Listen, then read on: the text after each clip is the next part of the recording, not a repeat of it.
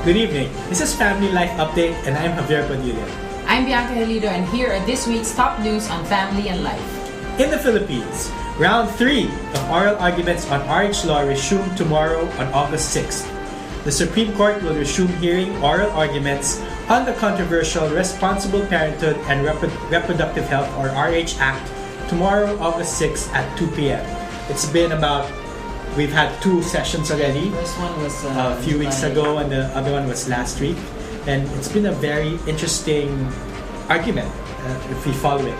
In this third round of oral arguments, lawyer Luis Maria Gil-Gana is expected to argue how the RH law violates the Organic Act of the Autonomous Region in Muslim Mindanao by requiring local governments promotion and support for reproductive health efforts.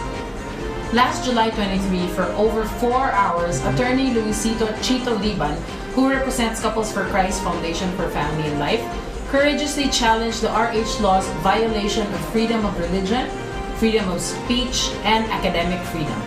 Supporters of the RH law will be given the chance to defend the law once the anti-RH law petitioners are finished presenting their arguments.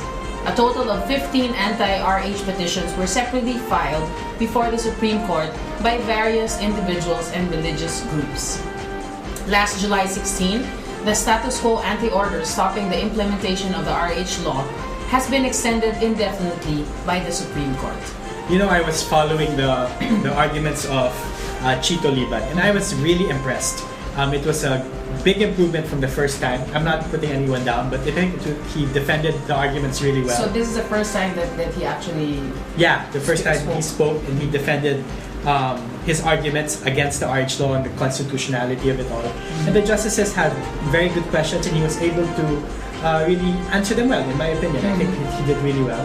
And I think there were others that tried to catch him in certain statements, but in my opinion, he swept the floor with them. It was really were there justices who were swayed to the other side? I don't know, but there are some, like, let's name names. I think Justice Leonen, he used to be a professor in the University of the Philippines, and they came up with a statement supporting the RH bill at the time. And now he's a justice. I think he should inhibit himself because it's obvious where he stands on it. I mean, if you look at the way they were commenting and asking questions, they say that there are, like, I don't know, 6 maybe? 6 who are against the bill and 7 who are for it, and there are 2 swings. Who are still undecided. So let's pray for good times tomorrow. So let's continue praying for that. And tomorrow, Abby will also be there? Well, I'll follow it for sure. I don't know if I'll be there, but I'll follow it. Okay, and now on other news, still in the Philippines, CBCP tells the public, stop soliciting money from politicians. Amen. Last Monday, Lingayen Dagupan Archbishop Socrates Soc Villegas, who is also the incoming president of the CBCP, has issued a pastoral letter on the currently hot issue of the misuse of the Priority Development Assistance Fund, or PDAF, or pork barrel, by certain legislators. To steer lawmakers away from the temptation of corruption, particularly the illegal use of their pork barrel, Archbishop Soc has urged the public as well as Catholic Church officials not to seek monetary help from legislators. Walang hihingi, said the good bishop. That's a great line. I love that line. Let's say it again. Walang hihingi, says the good bishop, should be our rule of life when relating with politicians. Although we stopped short of directly calling for the abolition of the pork barrel, the Archbishop lamented that the system undermines the supposed independence of Congress. In law and practice, he said, the chief executive controls the release of the pork barrel to legislators. This compromises the independence of Congress. Bishop Soc also said, and we quote, public governance is stewardship, but the pork barrel has made public governance a system of patronage. Stewardship liberates and uplifts, patronage enslaves and insults. On the part of the government, Villegas said it is imperative that those who approve the budget are distinct and separate from those who implement the projects. This, he said, is what makes the present system very vulnerable to conflict of interest, parochialism, and corruption in the selection of suppliers and bidding of contracts. Yeah. It's true. I mean, as of now, like the pork barrel, I don't see how people can really use it without corruption being ingrained. I mean, I won't say everybody does it that way, but a lot of people do it that way. Without their biases. Yeah, because now like biases. we have separation of powers: executive, legislative, judiciary. Legislative approves the budget, and with the pork barrel, they approve it, they fix it, they approve it, and then they spend it. So where's the check and balance? No check and balance there. And I think Archbishop Sok was very good in pointing out that in our in the system in the Philippines, a lot of people go to these lawmakers asking for money, asking for help, or making requests. Making palakasan system. Palakasan, when in fact the lawmakers are supposed to be them, giving them exactly because they know that there's a pork barrel. But the lawmakers are supposed to make laws. That's why they're legislative. You're supposed to legislate. They're supposed to be stewards. Yeah, exactly. Now I read an article just today, last week, that says that if you take away the pork barrel from Congress, no one will run anymore for Congress because they won't gain anything. Yeah, well, I don't know. I have a question. Why do they call it pork barrel? That's a good question. I researched on that. Okay. It was taken Enlighten from the time of the Civil War in America, when they still had slaves. So the pork barrel was salted pork. It's put in a barrel. That's a reward for slaves. But the thing is, they had to fight for it. Okay. Fight for the pork in the barrel.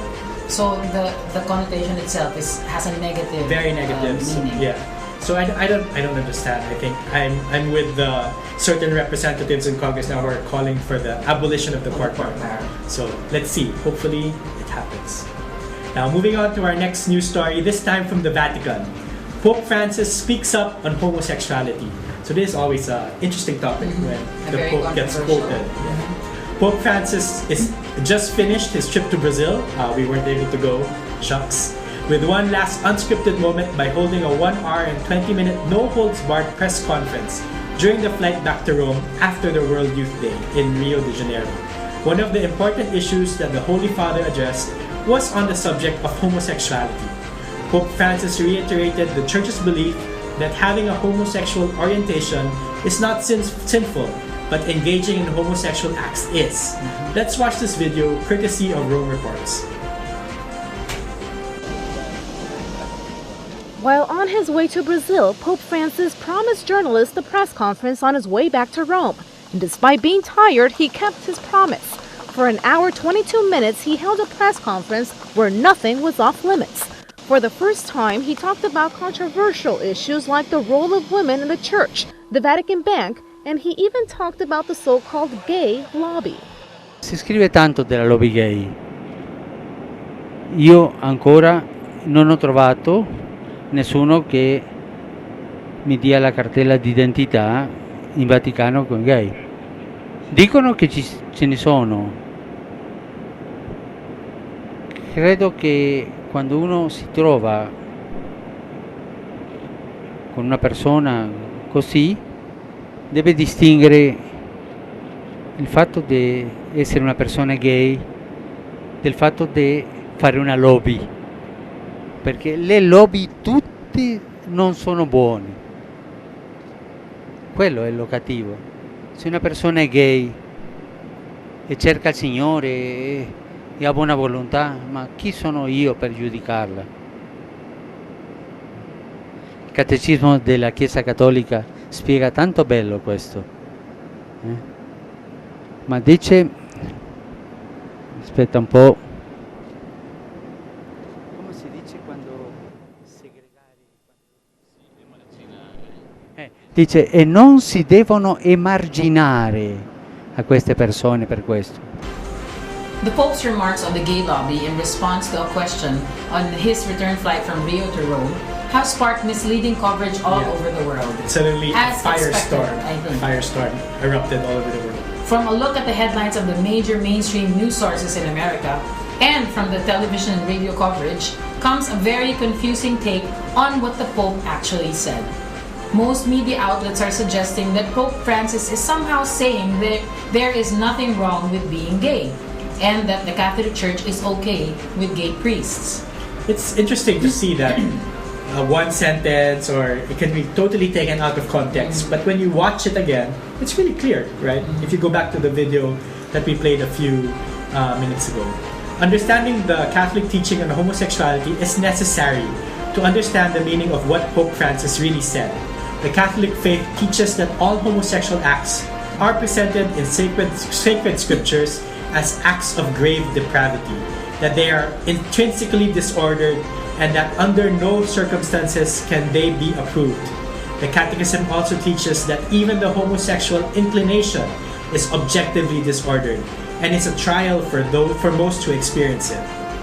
On the issue of gay priests, the Roman Catholic Church opposes any sexual activity by priests since they vow celibacy. After the horrors of the sex abuse crisis, which many have seen to be related to past tolerance of an active gay subculture within the Church, the Catholic Church has forbidden even those men with fixed homosexual inclinations from entering the seminary. Which makes perfect sense. So if you think about it, it's really helping them overcome their struggles. A few quotes from the Pope strung together would also leave a faulty impression without a knowledge of Catholic teaching on the matter. Some media are translating one phrase of the Pope to say that there must be no discrimination against homosexual persons and that they must be accepted. Now let's put that in context. The Catechism does say they must be accepted with respect, compassion, and sensitivity. Every sign of unjust discrimination in their regard should be avoided. The Catechism is specific that unjust discrimination is to be avoided. But the Church also teaches specifically that there is proper discrimination to be applied when it comes to confronting homosexual actions and tendencies. The ban on homosexuals entering the priesthood is already discrimination, a proper discrimination. The Catholic Church also spells out that other areas where such discrimination is needed, like areas of adoption, foster care, teaching, the military, and more. Now I think we get tied up with the word discrimination because it's a word, very negative connotation. But I think we should look at it in a way that we have to prepare people for the priesthood. You just can't have someone with homosexual tendencies be a priest. If you think about it, being discriminating is choosing the right one, right path, like discernment. And like foster care and adoption, you're thinking of a child that you will be raising. It's a big responsibility. Very big responsibility. So you have to be prepared not only physically but also especially emotionally and spiritually. Always read the text in context. So go back to what the Pope actually said before you just believe anything that's written out there. On the lighter side, we bring you our feature topic this week. Let's hear it from Maricel Badilla. Good evening, friends. Today's feature topic, which I'm excited to give you, is entitled Home Safe Home. How do we childproof our home, especially if we have newborn kids, toddlers, who just roam around the house and are curious about anything and everything. They would discover our electric sockets, the different appliances. They will try and even put their hands on our electric fans. Let's make our homes a place for our children to grow, to learn, to find comfort and care, and to feel safe. Hence, it's important for us to be able to childproof our home. Childproofing our home means making it free from any potential accidents or injuries that our children may have while they're playing, and especially when they're bored. That's the time that they really try out any and all things in your house. Your vases, your coins, anything that you put on the table, I'm sure it wouldn't go unnoticed to these kids. First tip I'd like to share with you is to keep cleaning materials and other chemicals out from the reach of our children. We normally put these cleaning chemicals under our sink, and so it's so easy for them to reach out and just open the cabinet. I'd like to suggest that you put locks or you keep them away from where you usually have your kids hang around, because they might mistake it for juice because it's colored, so they might drink it, or they might play around it and it might go to their eyes or to their skin, which which would be a potential poison or hazard to their health. Our second tip for tonight is to keep sleeping areas as bare as possible, especially for babies. Let's make sure that the beds are clean or clear of anything that would suffocate our kids, blankets or throw pillows, or you have all those dolls that the kids actually don't need to sleep. So please clear them off because it might be a cause for the children, our children, to suffocate or to be uncomfortable in their beds. But I'd like to remind you to put protective barriers in your beds, because these protective barriers will help our children not fall off from the bed. In case they fall off, I also suggest that you have cushions that they would fall off, like a rubber mat or some throw pillows, so that they will be protected if and when they fall off. Third tip is to cover electrical outlets and keep electrical appliances unplugged. This way, even if they experiment on turning it on and off, there's no electric power, so there will be no possibilities of electric shock, or most of the time, worse is that it may be a cause of fire for the home. So keep safe, unplug, and make sure that it's out of reach of our children. Our fourth tip is to keep the small items and food out of reach of our children. Choking is a possible hazard which we want to prevent. Small candies, nuts, big pieces of meat that they just put and try to swallow might choke our kids. Sometimes our coins, the loose coins that are hanging are just on the table, laying on the table, buttons, jewelry items, pins.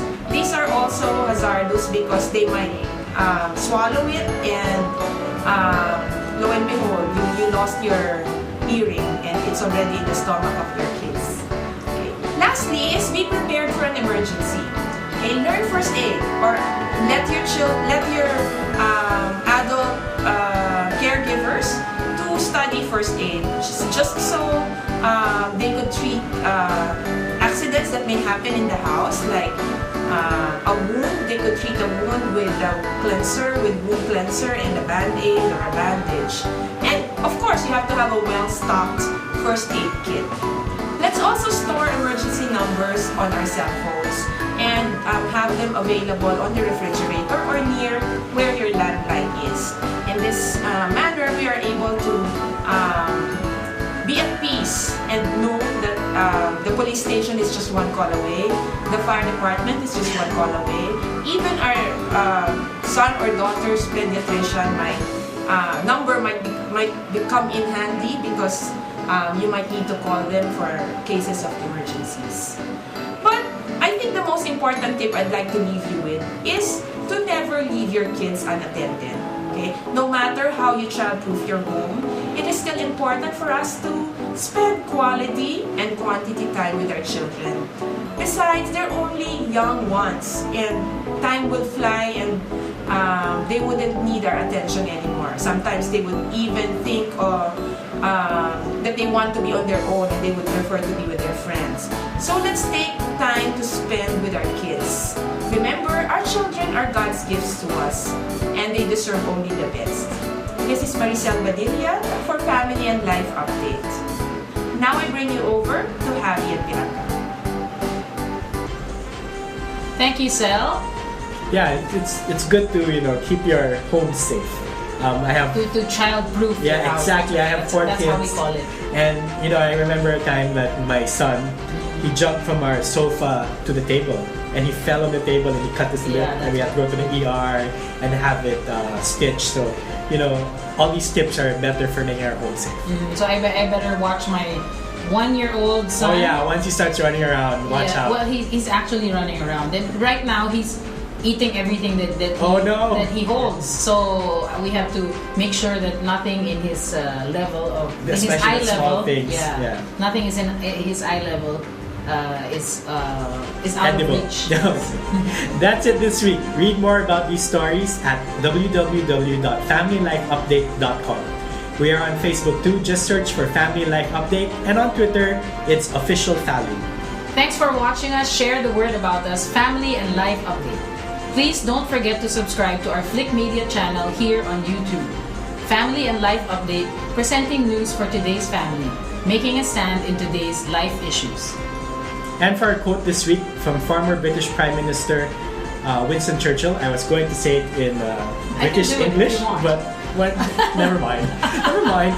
There is no doubt that it is around the family and the home that all the greatest virtues, the most dominating virtues of humans, are created, strengthened, and maintained. Good night. God bless you and your families.